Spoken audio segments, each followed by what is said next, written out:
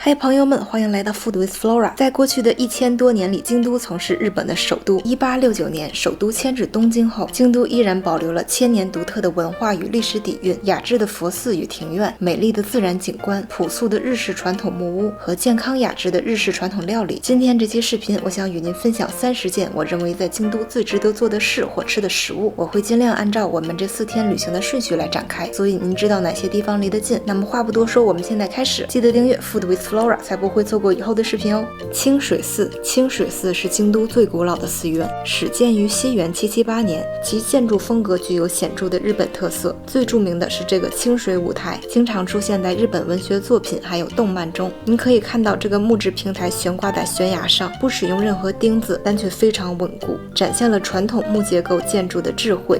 1994年，清水寺被列为世界文化遗产，是对其文化、宗教、建筑历史等方面巨大价值的认可。在红叶漫天的秋季，不只吸引了世界各地的外国游客，还有本国的居民，还有秋游的学生。早上8点多就已经挤满了游客，我们起了个大早，7点半以前到达，才勉强拍到了一些独身照片。所以如果您来清水寺的话，推荐您早起。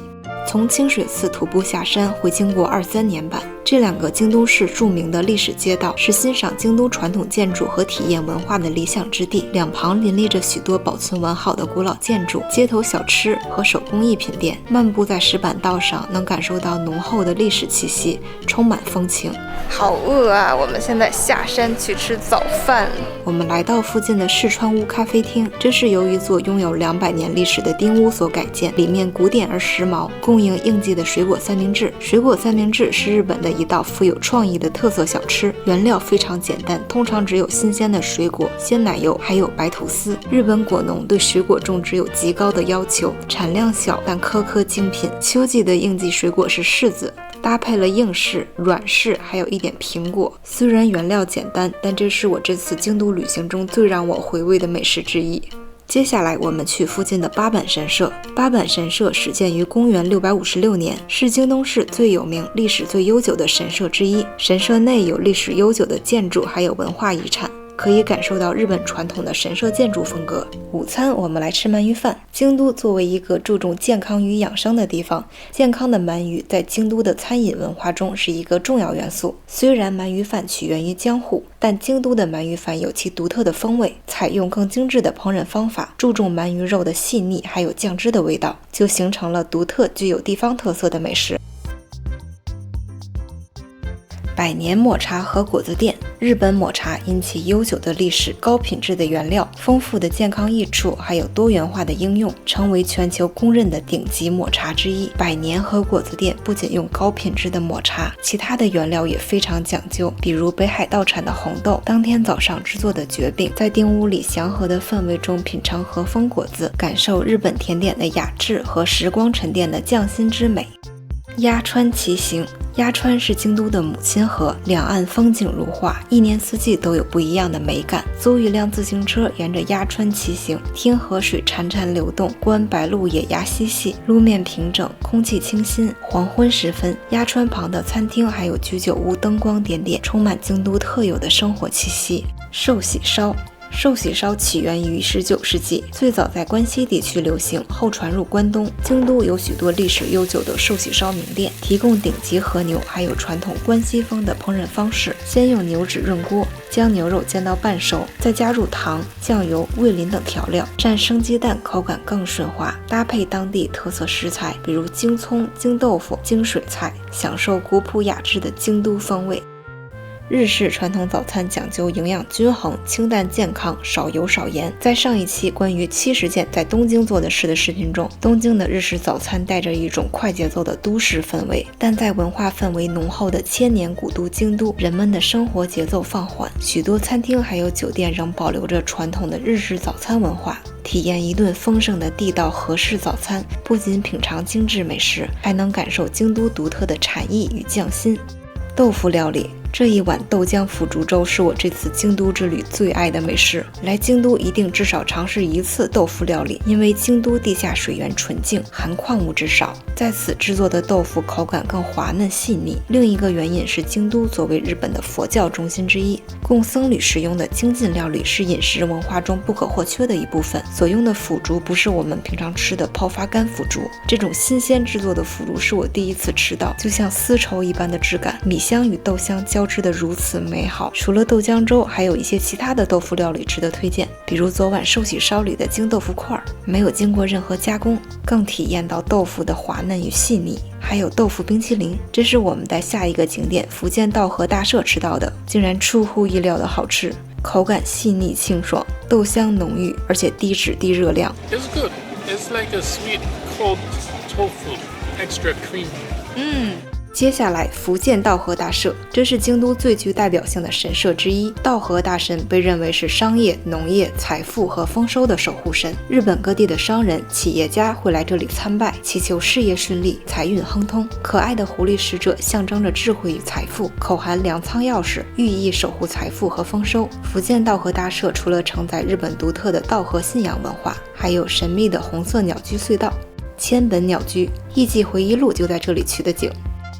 鸟居后面的山比较陡峭，如果打算登山，记得穿舒适的运动鞋。大社还有鸟居都不需要门票，无论是深度游或是短暂停留，都非常值得一来。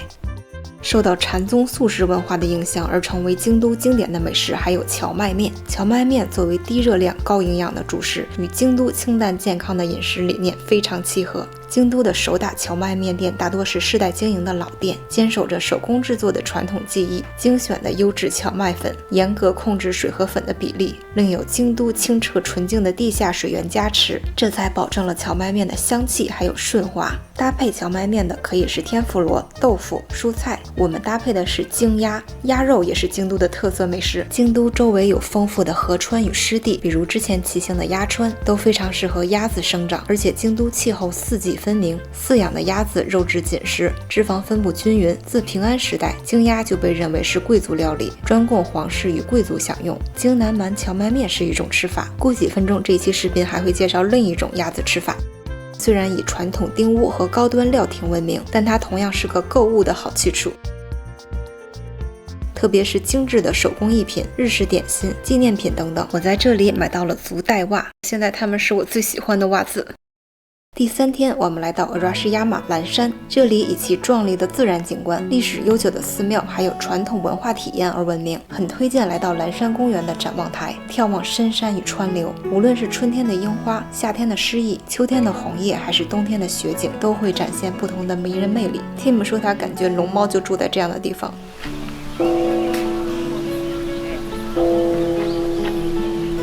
蓝山公园附近是最具代表性的景点之一，竹林小径。这里被誉为日本最美竹林，高耸入云的翠绿竹林。竹林所在的嵯峨野地区，自古以来就是皇室贵族的度假胜地。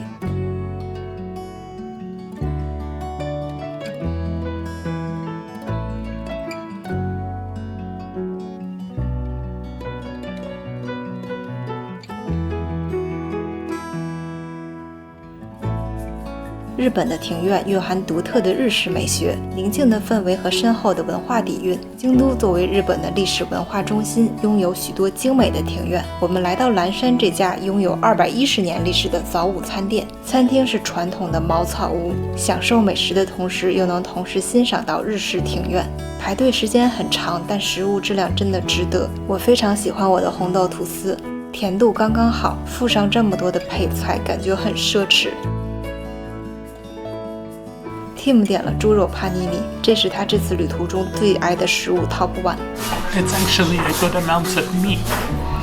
Yes. 这个葡萄气泡饮是 Tim 最爱的 No.2 美食。之前提过，日本的水果很好吃，精致的葡萄加气泡水和冰淇淋，简单的搭配竟然做得这么美味。这家除了早午餐，旁边还有面包坊，看起来超级精致。其实刚才等早午餐的时候，如果等饿了，可以买一个垫一垫。渡月桥最早建于平安时代，渡月的名字来自于镰仓时代。当时的天皇看到月亮从桥上缓缓移动，便感叹月が渡るようだ，由此得名渡月。现在的桥是1934年重建的，仍然保留了日式古风设计，山景与河水相映成趣，与古朴的渡月桥完美融合。渡月桥的北侧是著名的岚山商业街，是逛街品尝京都特色小吃的热门地点。京都是日本和果子的发源地之一，这条街上汇聚了很多百年老店。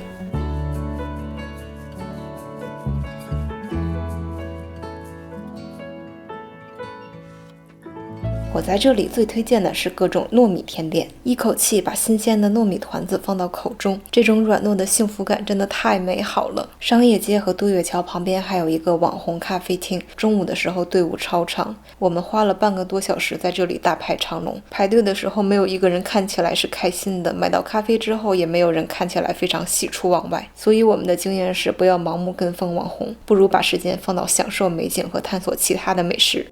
天妇罗，京都的天妇罗炸衣比较轻薄，口感更轻盈，非常注重食材本身的原味。京野菜又非常有名，比如鹤茂茄子、人参菜，还有京都鸭川附近的淡水鱼也很有名，比如鲶鱼和八丁里。这些食材被用来做天妇罗的味道特别鲜美。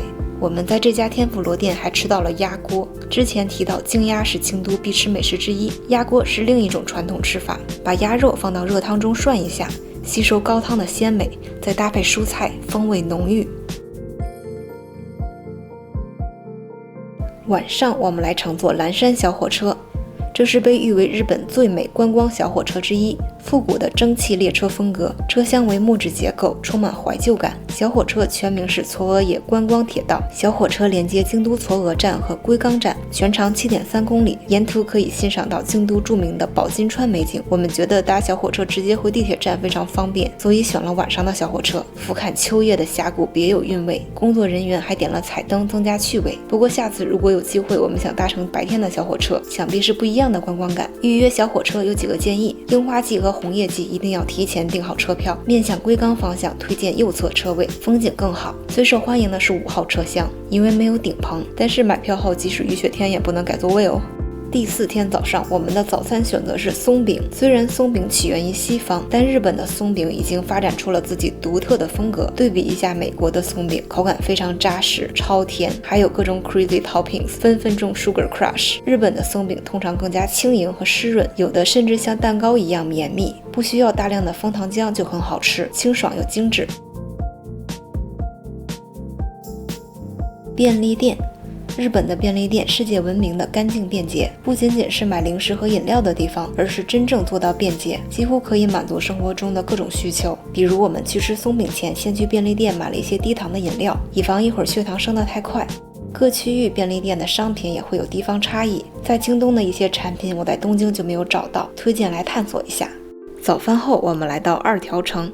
如果您对日本历史还有建筑美学感兴趣，那么二条城绝对值得一游。这里既有壮丽的武士时代建筑，又能感受到日本江户时代将军的权威。参观城内的二之丸御殿需要单收门票，但是非常推荐，里面不能拍照，所以以下的图片是由官网下载的。二之丸是日本现存唯一完整保留的将军府邸，房间内部会有狩野派大师级屏风画，凶猛的老虎和豹子是用来威慑访客的。Fun fact， 当时日本没有真正的老虎，画师参考了中国的画和带来的老虎皮，所以画中的老虎形态有一些奇特。松树还有孔雀房的房间是来接待自己人收礼物的，绚丽的樱花还有孔雀房间是将军的私人房间。细细品味这些画背后的意义非常有意思。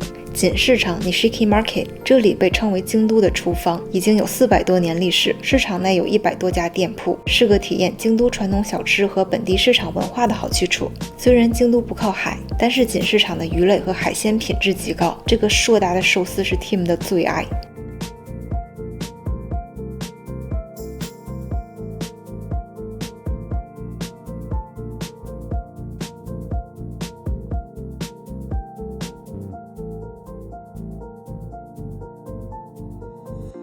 栗子甜点，虽然栗子在日本各地都有，但是京都特别擅长用栗子制作和果子。尤其在秋天，京都的栗子甜点特别受欢迎。京都附近的丹波以生产高品质的丹波栗而闻名。在东京，我们吃了不少栗子甜点，在京都我们吃的这个是栗子蒙布朗，由栗子泥打成丝状，口感极其细腻。甜点中加入的砂糖比较少，这才突出了丹波栗带有的天然焦糖坚果香味。最后一件事，在离开京都前，记得在车站买上一份便当。新干线的便当不仅仅是充饥，更是一种旅途中的乐趣。每个地区当地的便当都会不一样，比如京都有豆腐便当，东京有身川饭便当。出于一些原因 ，Tim 和我在上车前走散了，但是好在当时我们的新干线门票买的是无座票，所以我们可以随意乘坐当天的任意一辆新干线。我们在名古屋会面，所以便当也是在名古屋买的。这个是名古屋的特色便当。这就是在京都最推荐给您的30件事，希望对您未来的出游计划有所帮助。喜欢本期视频的话，就请点个赞，留个言吧。记得订阅 Food with Flora， Flora 在美国吃什么，才不会错过以后的视频哦。我们下次再见，拜拜。